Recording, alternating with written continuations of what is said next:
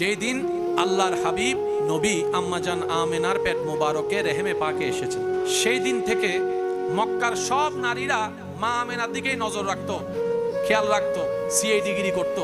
ব্যাপার কি, মা বোনেরা যখন কূপ থেকে পানি তুলতে যেতেন অন্যদিন বালতি ফেলে টেনে টেনে পানি নেওয়া লাগতো, কিন্তু নবীজির যখন আম্মাজান মা আমেনার পেট মোবারকে আসছেন সেদিন থেকে মা আমেনার আর কষ্ট করে রশি ফেলে বালতি দিয়ে পানি তোলা লাগে নেই। আল্লাহর কুদরতে মা আমেনা কূপের কাছাকাছি হতে না হতেই কূপের নিচ থেকে পানি সব আল্লাহর কুদরতে উপরের দিকে উঠে যেত, উপরের দিকে।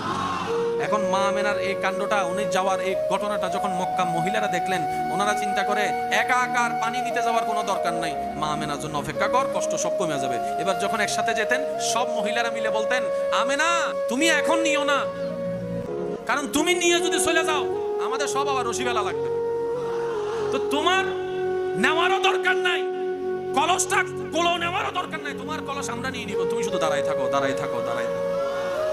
সব আরবের মহিলারা পানি নেওয়া শেষ করলে মা আমেনা হাঁটা দিতেন আল্লাহর হুকুমে পানি।